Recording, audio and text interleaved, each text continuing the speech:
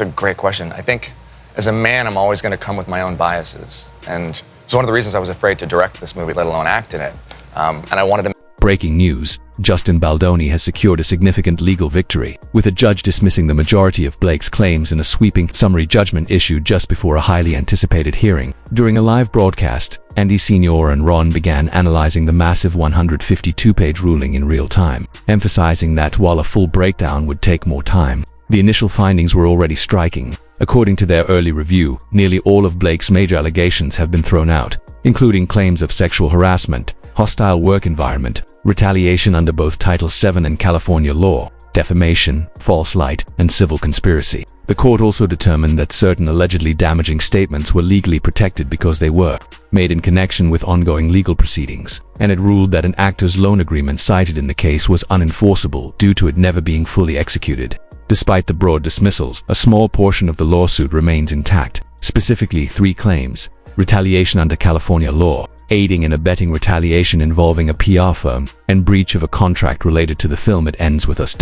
What stands out most, however, is that Justin Baldoni's name does not appear among the remaining defendants, strongly indicating that he has effectively been removed from the case altogether. As Ron pointed out in his initial reaction, this dramatically reduces the scope of the lawsuit to a fraction, roughly 10 to 15% of what was originally alleged. If this interpretation holds, it represents a major win for Baldoni, both legally and publicly, as the most serious accusations against him have been dismissed at this stage. While the live stream continues and a deeper analysis of the ruling is expected, the early consensus is clear. The case has been significantly narrowed, shifting the legal battle away from Baldoni and onto a much smaller set of issues and defendants. Further details and implications will likely emerge as the full judgment is carefully reviewed. But for now, this development marks a turning point that could reshape the trajectory of the entire dispute. So again, Baldoni as a defendant has effectively been removed from all of the major claims, which dramatically changes the entire structure of the case. What was once framed as a broad Blake versus Justin legal battle is now, according to this interpretation, no longer centered on him as an active defendant. In that sense, the argument being made is that Justin Baldoni has essentially won the most critical part of the case, since the bulk of the serious allegations against him have been dismissed. On top of that, there's a strategic layer being discussed. Baldoni may still be positioned to pursue a counterclaim, particularly against Stephanie Jones, potentially arguing that the allegations and surrounding narrative were exaggerated or unfounded. There's also renewed attention on possible sanctions related to earlier filings, where it was previously suggested that even raising claims of misconduct could expose him to punitive damages if deemed malicious or frivolous. However, the current ruling is being interpreted as undercutting that risk, since many of the underlying claims did not survive judicial review. With so much already filed, over 1,000 docket entries, the scope of the case has been heavily reduced. That shift, according to the discussion, not only weakens the original claims but also reshapes the legal strategy going forward.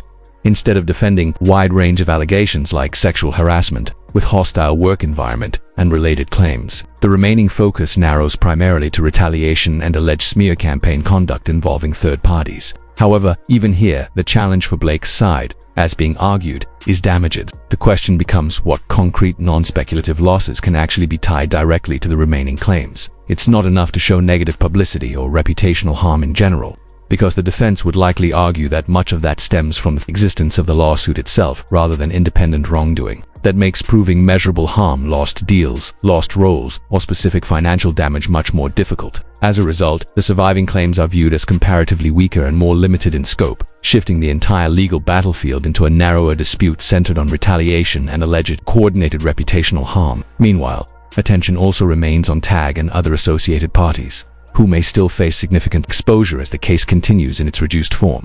Because, as I'm going through this section, they're repeatedly pointing to the same core set of messages and evidence that the judge appears to have found at least credible enough to survive this stage of the ruling. There are references to communications like "we will destroy her" and discussions about burying him, along with pricing sheets, takedown strategies, and what's described as a coordinated plan to carry out a social combat approach after the premiere. There are also claims that actions were designed to be untraceable, and the argument being made is that this pattern, taken together, supports the idea of an organized reputational strategy rather than isolated comments. From the discussion's perspective, this is now becoming a central battleground issue going forward, especially around the alleged smear campaign. The key shift being emphasized is that, at this stage, the judge only needs to see whether there is enough evidence that a reasonable jury could potentially find liability and damages. not whether it's ultimately proven true. That's a relatively low threshold compared to trial, where everything is tested much more rigorously. At the same time, the argument is that many of Blake's more serious claims, particularly harassment and hostile work environment, did not even clear that initial hurdle, which is being interpreted as a significant weakness in those portions of the case. The surviving portion is now much narrower and focuses primarily on retaliation and alleged coordinated reputational harm, particularly involving TAG. However, the major legal difficulty being discussed is causation and damages. Even if a jury accepts that a coordinated smear effort occurred, Blake's side would still need to clearly prove what specific, measurable harm resulted from it. That includes identifying losses like missed contracts, lost opportunities, or direct financial damage, and separating those from general reputational fallout tied to the existence of the lawsuit itself. The defense position, as framed here, would likely argue that much of the negative publicity flows from the public nature of the case rather than independent wrongdoing. So the question becomes whether TAG's alleged actions can be directly linked to concrete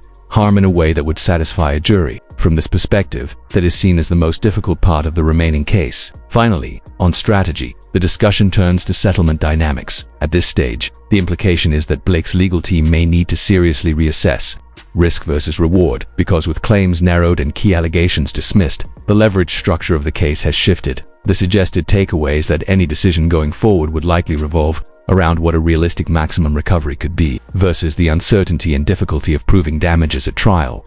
And at this point, the argument being made is that if Baldoni is seeking an apology or some form of resolution, Blake's side should seriously consider what kind of settlement they would even be comfortable with, rather than risking a full trial that could escalate the situation further. The view being expressed is that this is already a major setback for her legally and reputationally, and that going to trial could potentially make things even more difficult depending on how the evidence is presented and how she performs under scrutiny. The concern being raised is that, in order to prove a smear campaign at trial, Blake's team would need to present concrete evidence showing that TAG's conduct directly caused specific harm. That process could also reopen a wide range of related communications and public narratives, including interviews and viral content that have circulated since the dispute began. The opposing side would likely argue alternative explanations for those outcomes, challenging causation at every step and questioning whether TAG can actually be held responsible for the resulting damage. From this perspective, the burden at trial shifts heavily toward Blake's team to prove, by a preponderance of the evidence, that TAG's actions directly led to measurable harm. The defense strategy, as described, would be to systematically dispute that link by pointing to other potential causes of reputational or financial impact and arguing that they are not responsible for those outcomes.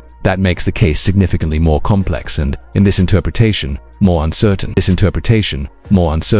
As a result, the opinion being expressed is that settlement discussions may become more urgent, especially given the reduced scope of the remaining claims and the increased risk of trial. It suggested that a strong legal advisor would be encouraging a serious reassessment of risk, leverage, and potential outcomes before proceeding further. On the procedural side, attention now turns to the ongoing hearing and what signals it may send about the case timeline. One key thing to listen for is whether the judge maintains the current trial schedule or suggests any adjustments, although the expectation is that the court has already done most of the groundwork and may be pushing both sides toward preparation rather than delay. Another point to watch is whether either side requests additional settlement efforts such as a renewed mediation session or involvement of a more experienced neutral mediator to try to resolve the remaining issues without trial. The tone and posture of Blake's legal team during this hearing will also be closely analyzed for signs of whether they believe trial is still a viable strategy or whether they are shifting toward negotiation. Overall, the focus now is less on expanding the case and more on how the remaining dispute is managed, either through continued litigation or a possible settlement pathway.